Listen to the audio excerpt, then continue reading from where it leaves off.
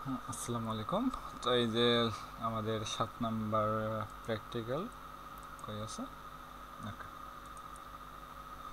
এখানে কি বলতেছে?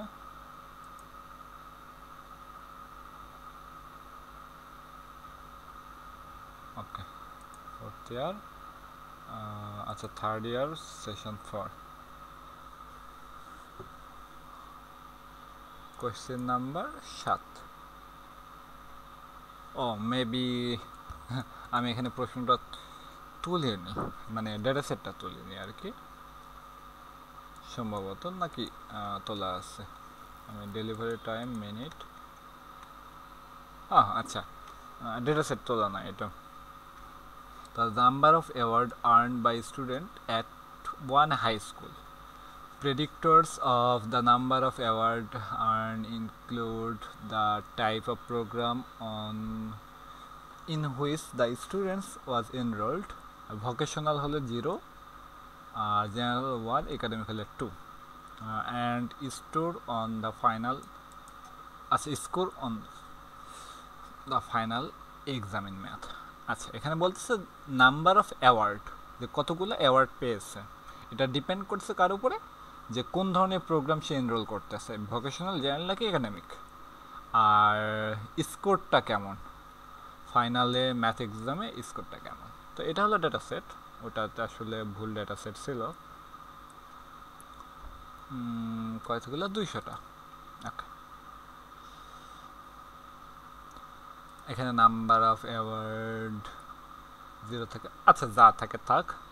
আমাদের তাহলে এখানে কী করতে হবে? প্রথমত আমাদের generalize linear regression model run করতে হবে। এরপরে এখানে কিছু সিলেক্ট করতে হবে, পয়সন লগ লিনিয়ার যেহেতু এটা। এরপরে আমাদের ডিপেন্ডেন্ট ভেরিয়েবলটা নাম্বার অফ অ্যাওয়ার্ড সিলেক্ট করতে হবে। এরপর প্রেডিক্টর হিসাবে ফ্যাক্টর কোনটা কোনটা কোভ্যারিয়েট, অর্থাৎ নমিনাল এবং অর্ডিনাল টাইপের ডেটাগুলো হলো ফ্যাক্টর, এবং ইন্টারভাল রেশিওগুলোকে আমরা যেগুলোকে স্কেল বলতেছি, স্কেল প্যারামিটার, ওগুলোকে আমরা কোভ্যারিয়েটের মধ্যে রাখবো। এরপর আচ্ছা, এই অপশানে যেতে হবে। অপশানে গিয়ে মিসিং ভ্যালুকে ইনক্লুড করবো নাকি এক্সক্লুড করবো, আমাদের দরকার নেই মিসিং ভ্যালু। তারপরে category of order of for factor, এটাকে অ্যাসেন্ডিং নাকি ডিসেন্ডিং করব। এরপর মডেল কি নিব, এরপর স্ট্যাটিস্টিক আমার লাগবে ইনক্লুড এক্স ওয়াই, এটা এস্টিমেশন। তারপরে আচ্ছা, আমরা কমেন্ট করব। ওকে, তো প্রথমত কোনটাতে এসেছি, আচ্ছা এটা অ্যানালাইজে গেলাম। এখান থেকে আমরা জেনারেলাইজ লিনিয়ার রিগ্রেশন মডেল এটাতে গেলাম। তো এখান থেকে আমরা কি করব? পয়সন লগ লিনিয়ার, এটা আমরা সিলেক্ট করব। আমি পয়সন রিগ্রেশন যেহেতু করতেছি। এরপর রেসপন্সে গিয়ে এখানে নাম্বার অফ অ্যাওয়ার্ড দিব, আর প্রেডিক্টরে গিয়ে এই যে এটা হবে আমাদের ফ্যাক্টর, আর ম্যাথের স্কোরটা হবে আমাদের কোভ্যারিয়েট। ওকে, এরপর মডেলে গিয়ে আমরা এই যে দুইটা মডেলে আমার লাগবে, এই দুটা মডেল দিলাম। আচ্ছা, আমি একবার দেখে নেই এটা। ঠিক আছে, পয়সনের। ওকে,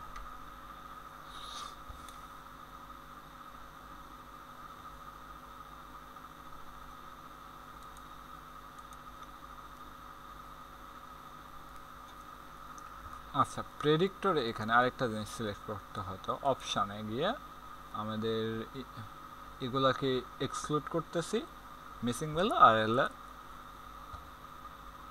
ডিকটেসিং। ওকে, তো মডেল ঠিক আছে। এস্টিমেশনে গিয়ে আমরা এস্টিমেশনে কি কিছু আছে?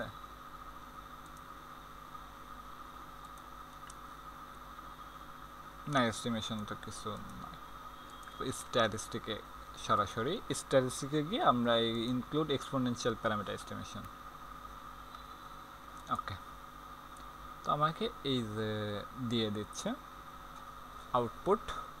তো এখন এখান থেকে কার কার উপরে কমেন্ট করব? প্রথমত স্যার কমেন্ট করছে অমনি বায়াস টেস্ট, এরপরে প্যারামিটার এস্টিমেটরস, আর হলো আচ্ছা এই দুটার উপরে।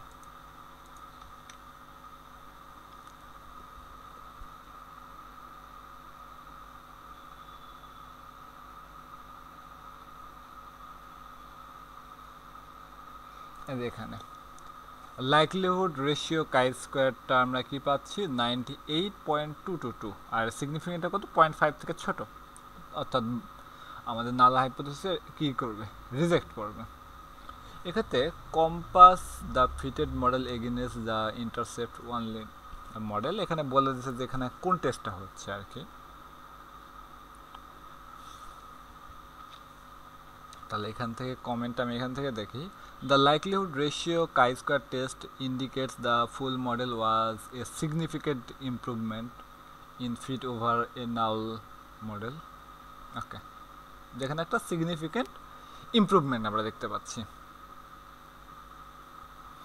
নাল মডেলের সাথে ফুল মডেলটার। এরপর প্যারামিটার এস্টিমেশনে এখানে গিয়ে আমরা দেখব যে সিগনিফিকেন্ট, এই যে দুইটা সিগনিফিকেন্ট দেখতে পাচ্ছি, যে একটা হলো এখানে আসি ইন্টারসেপ্ট নিয়ে আমরা তেমন একটা কমেন্ট করব না। আমরা এখানে দেখতে পাচ্ছি যে প্রোগ্রাম 2টায় এখানে সিগনিফিকেন্ট একটা ইফেক্ট ফেলতেছে, এবং কত ম্যাথের একটা ইফেক্ট আছে। রেফারেন্স ক্যাটাগরি হিসেবে কাকে দিয়েছি আমরা? প্রোগ্রাম 1কে। প্রোগ্রাম 1কে ছিল জেনারেল সাপেক্ষে আমরা এগুলো করতেছি। তাহলে আমরা এই জায়গায় বলতে পারি যেহেতু এর একটা সিগনিফিকেন্ট রিলেশন ম্যাথের, ওকে এটা নিয়ে আমরা বলতেছিলাম যে এর একটা সিগনিফিকেন্ট রিলেশনশিপ আছে, এটা কত পজিটিভ, মানে সম্পর্কটা পজিটিভ। আর এখানে দেখতে পাচ্ছি যে প্রোগ্রাম 1-এর তুলনায় প্রোগ্রাম 2-তে কত বেশি, কয় গুণ বেশি? 2.96, মানে প্রোগ্রাম 1 থেকে প্রোগ্রাম 2-এ ইমপ্রুভমেন্ট হলো 2.956%, অর্থাৎ 195.6% ইমপ্রুভমেন্ট। দুইভাবে কমেন্ট করতে পারি, যে একটা থেকে আরেকটা হলো গ্রেটার, এত পার্সেন্ট গ্রেটার বলতে গেলে তখন এক বিয়োগ করতে হয়, আর যখন আমরা গুণ বলবো তখন যাই গুণটুন মানে বিয়োগ করার কিছু দরকার নয়। আর সেকেন্ড আরেকটা কি, এখানে আমরা ম্যাথের সাথে তুলনা করছি, এটাও কিন্তু সিগনিফিকেন্ট রিলেশন আছে। কত গুণ? 1.073, এর একটা ইফেক্ট আছে, অর্থাৎ 7.3% ইনক্রিজ হয়।